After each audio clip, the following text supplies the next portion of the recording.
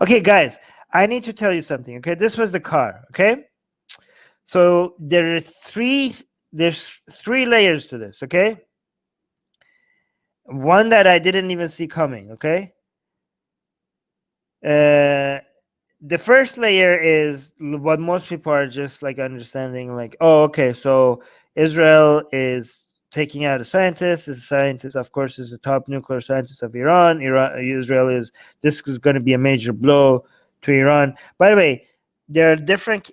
This is the first point, okay? And even just staying on that first point, people are like, is this a major blow, or is this like some symbolic assassination that was just meant to send this message? And really, people seem to have different takes on this. Okay, people are saying, when you have like such sophisticated operations, like, I don't know, whatever they do at these nuclear facilities or whatever, right?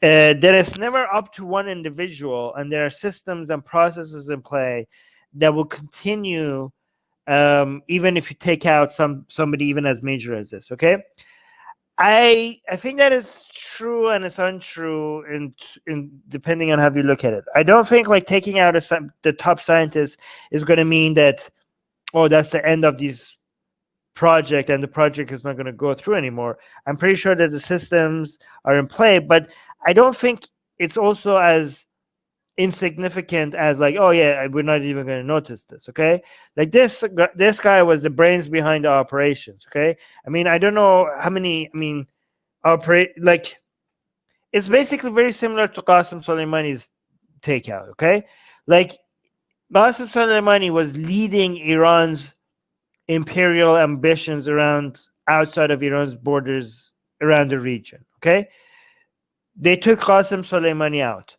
Does that mean that Iran's ambition, like Iran is not going to do its empire building around the region? No. But does taking out Qasem Soleimani, is that a major blow to that project? Yes. So people treat this as if it's binary. People are like, oh, it's just going to continue, therefore this was not a major blow. No, it's going to continue. The system and processes are in play, that it's not going to be completely go derailed just because you took out the top scientists, but it is still going to be a major blow.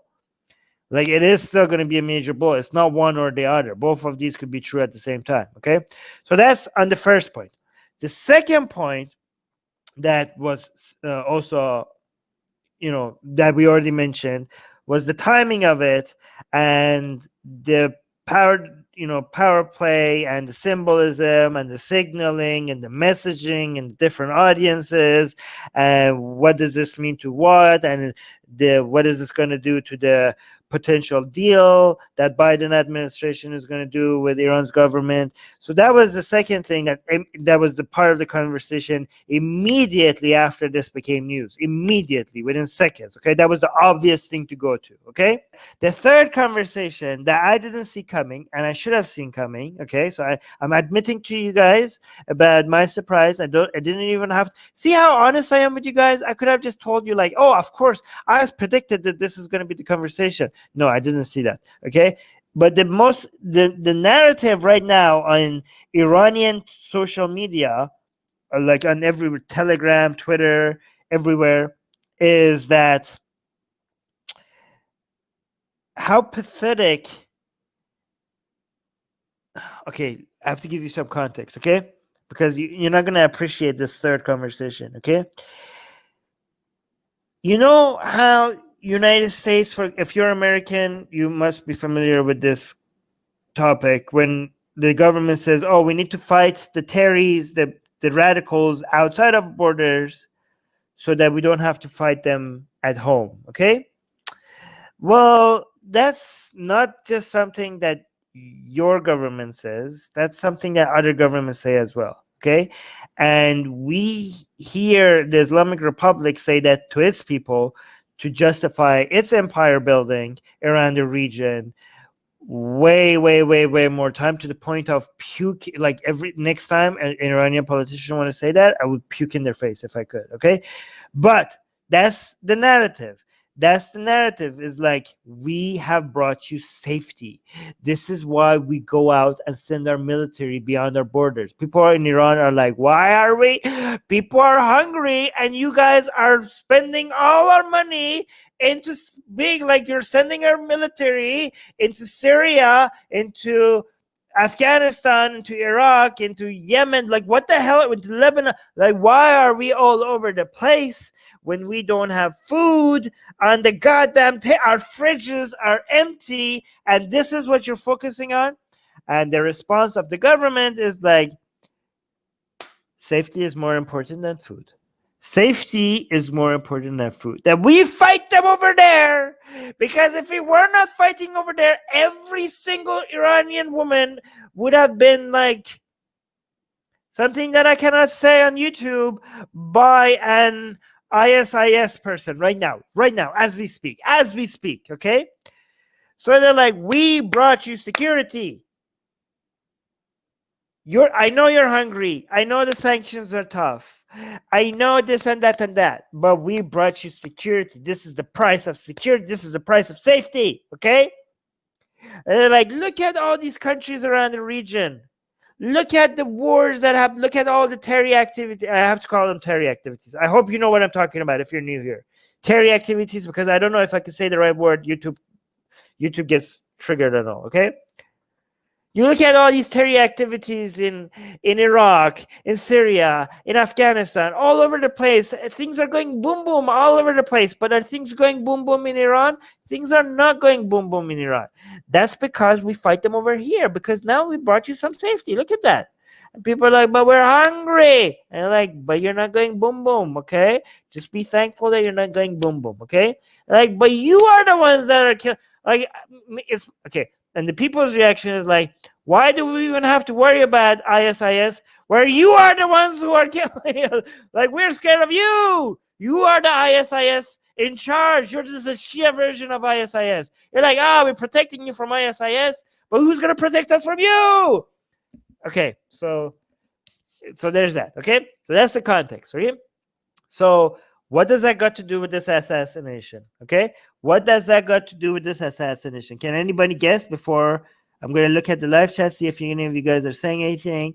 All Iranian security forces are good at squashing. Yes, true. Iranians hopes and dreams. So do you guys know what I just said? What does that got to do with this image right here? You see this car with this was the car that was shot at. Do you know what this has got to do with each other? Right? Do you guys know what it got to do? Because people are like, this is the response by people in Iran right now. This is what everybody is saying. Like, you're going to bring, you did all of this, all of the, our currency dropped like a rock. We have been under years of sanctions. We don't have access to medicine and food. Our economy is collapsing.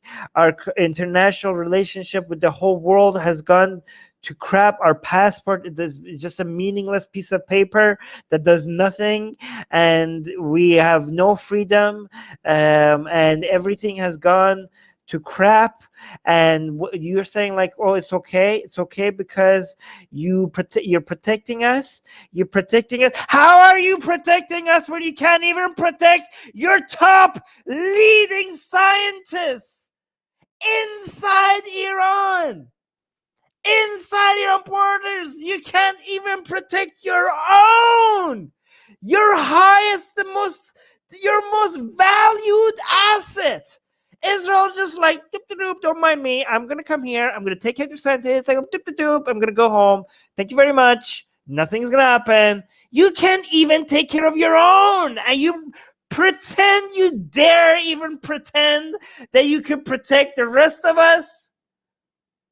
I mean, that's even a joke, because we need somebody to protect us from you. But you can't, even if you wanted to, you can't protect us, because if you could protect us, you would be protecting your leading fucking scientists. So right now, that's the conversation beyond those two other ones that is going online right now in Iranian Twitter sphere. Okay? That is the main response.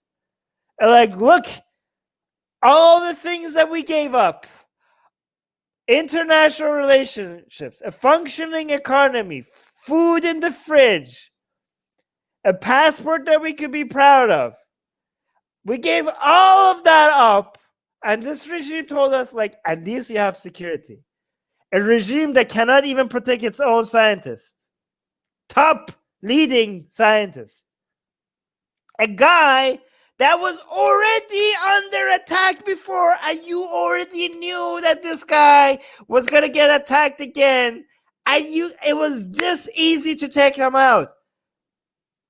So you be quiet about giving us security. Right now, that's the main conversation that is going on, okay? On live.